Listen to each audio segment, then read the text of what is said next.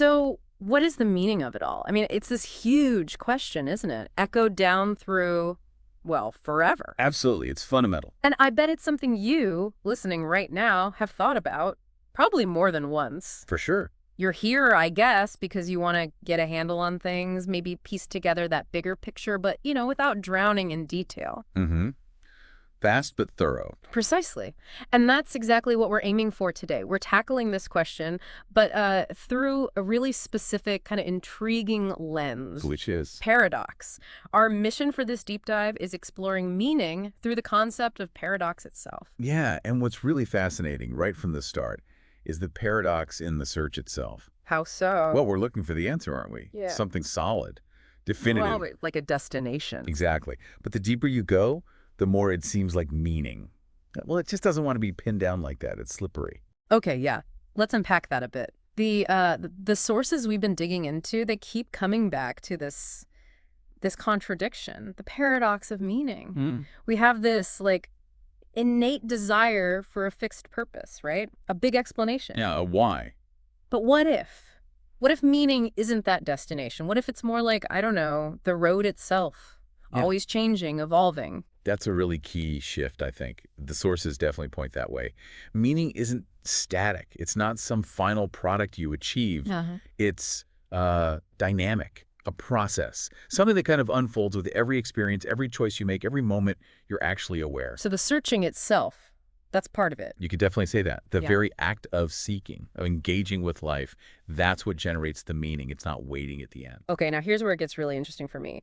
The texts talk about how this search often happens between opposites, like life and death, or and formlessness, what we can see and touch versus what we can't. Right, the tangible and intangible. And it's like every time you think you've found an answer, it just cracks open a whole new set of questions. Have you ever felt that yourself, that searching feeling? Oh, absolutely. Good. Constantly. I have. And connecting this to a bigger picture, the sources bring in this concept called avum. Okay. Yeah. And this isn't just, time on a clock or a calendar. Hmm. Think of avum more like the eternal cycle of The existence. cycle, like a spiral. Exactly. A continuous spiral where beginnings and endings aren't really separate points. They're just woven together, part of the same thing. So forget the straight line. Think. Swirling flow. Precisely. And right at the heart of that flow is the central paradox of avum itself. Which is? Simultaneous creation and destruction. Life and death happening together, not one after the other. Matter and spirit as inseparable sides of the same coin. Wow. Okay.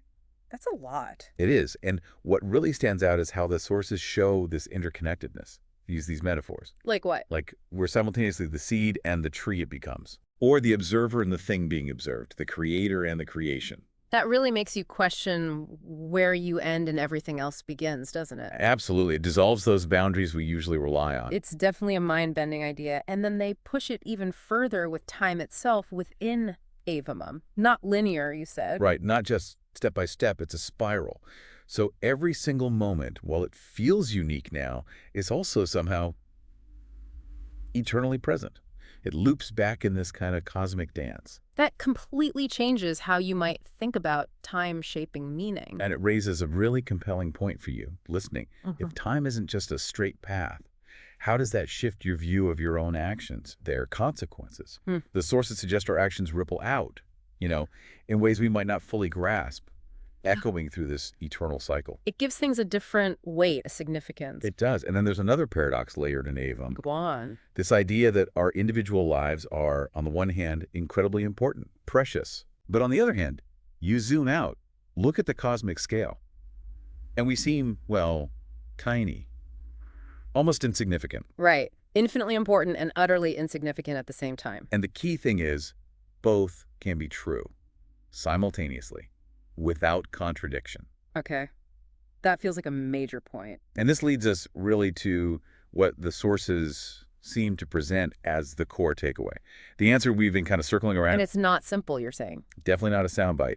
The text basically proposed that the answer to the meaning of it all is the paradox itself. Whoa. Okay. Let that sink in. The answer is the paradox. Yeah. So it's not some hidden secret out there. It's Yeah.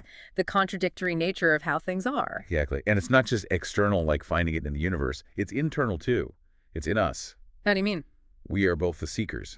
And in a strange way, we are the answers we're looking for. Okay, that's deep. The metaphors they used, map and path. Right. We're both the map and the path we walk.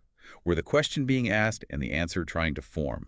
We're finite beings grappling with the infinite, all at once. So meaning isn't the end point, Yeah. it's the dance. The eternal dance, yeah. Yeah. And paradox is the rhythm, the guide. And crucially, the sources say, don't try to solve it. Don't smooth it out. That's the kicker. The real key isn't resolving the paradox. It's accepting it, embracing it even. Why is that so important? Well, that acceptance is framed as a kind of awakening, a way to live more fully. Holding the opposites inside you. Yeah, recognizing that within paradox, everything coexists. Light and shadow, creation, destruction. They're all there. And each moment holds this just incredible potential. And mystery. So peace isn't about getting rid of the contradiction. It's about seeing the contradiction as, well, as the truth. The fundamental nature of reality. Have you ever found that? Found peace in accepting something that seemed totally contradictory at first? That's a good question for reflection. And to go even deeper now, the sources challenge us again. They say, okay, to really get this, you might need to go beyond just logic, beyond reason and form as we usually know them. Where to? Into what they describe as the unmanifested void. A void. Okay, that sounds empty. Maybe a little scary.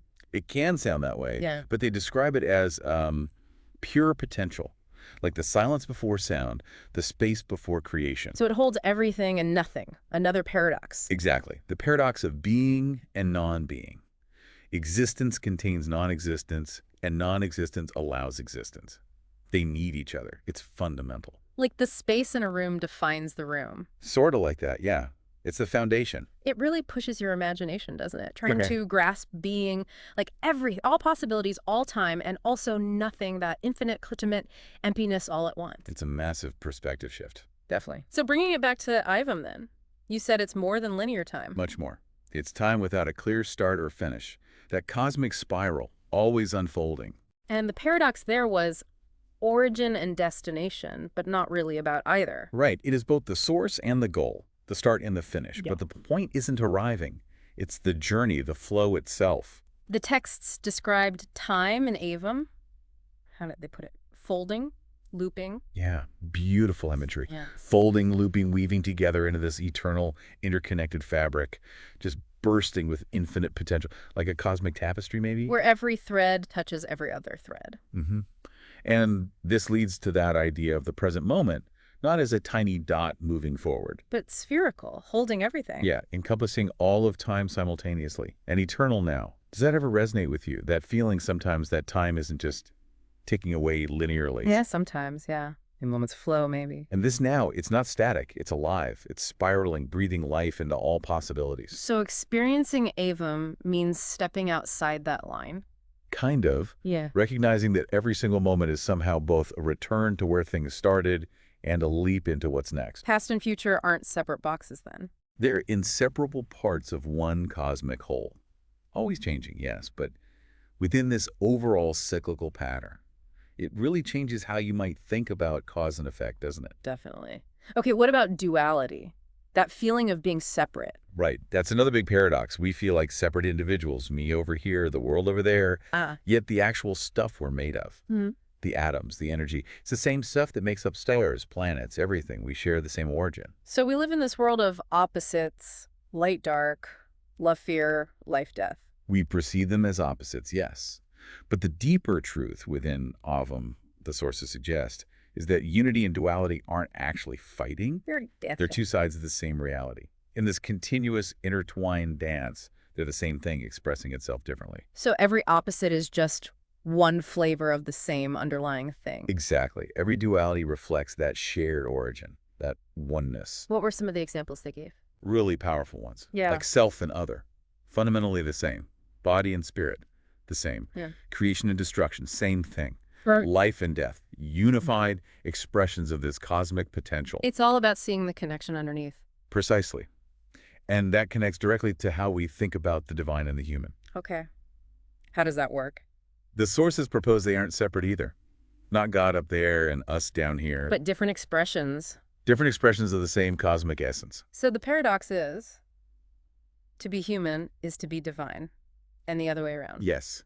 And not just as like a nice poetic idea, but as a deep fundamental truth of our existence, according to these texts. Wow. So we're finite, limited, In our everyday and experience. also infinite, Yeah. connected to everything. Exactly. Mortal beings who are also, in a sense, timeless, bound by space and time, yet also capable of sort of transcending them. That's empowering, actually. It is. And the really powerful takeaway is you don't need to look for divinity somewhere else. It's not outside you. It's already here in being human. It's inherent in the simple act of being. The divine isn't distant. It's right here in every breath, every thought. So experiencing the full spectrum means embracing both, the human limitations and the divine connection. That seems to be the idea, embodying both. Okay, so we've circled all the way around, back to the ultimate answer, or non-answer. Right. The ultimate truth, as the sources frame it, and maybe the most paradoxical bit of all. There's no single final answer to the meaning of it all. Nope. The answer is the question itself. What do you make of that when you hear it? It's challenging and freeing, maybe. It can be both. What's profound is this idea, in the very act of seeking, you're already found. In asking the question, you've already somehow answered it, Reality itself is the question. containing all answers and no answers simultaneously. The advice is, live in the question. Yeah, embrace the mystery, even the uncomfortable bits, the uncertainty, because that mystery holds the beauty, the potential. And at the deepest level, no separation. No real separation. Seeker and sought, question and answer, knower and unknown. It all dissolves. We are the paradox. We are. And embracing that, accepting that contradiction, that's where the deepest truth lies. Being everything and nothing, all at once. And peace comes not from solving it. But accepting it. Yeah. As just the way things are. So to live fully is to embody the paradox. Mm-mm. And in doing that, the sources suggest we wake up, we realize our true nature is the living paradox, the embodiment of Evum. It leaves you with those incredible images, doesn't it? The universe contemplating itself through us. Yeah, and us being both the map and the path. The paradox isn't the problem, it's the pulse of life itself. Beautifully put. So the final thought they leave us with is almost an instruction. EB. Be the paradox, live it, breathe it. Wow, okay. So wrapping up this deep dive then, the big insight, the takeaway. Is that the meaning we're often chasing isn't some fixed point you arrive at. It's found within the paradox itself, this dynamic, contradictory nature of things, illuminated by this idea of Evum. And really embracing that, living with it. It's not just philosophy, is it? It's a different way to actually experience things. Exactly. It can genuinely shift how you see the world, hopefully giving you some of those aha moments you came looking for. So maybe a final thought for you, the listener, to chew on? Yeah, as you go about your day, just consider this. How might consciously embracing paradox, those things in life that seem to contradict each other, how might that shift your perspective? On the little things, the big things, those questions that just keep coming back. Right. It's a lens that can really open up some new ways of seeing, something to explore.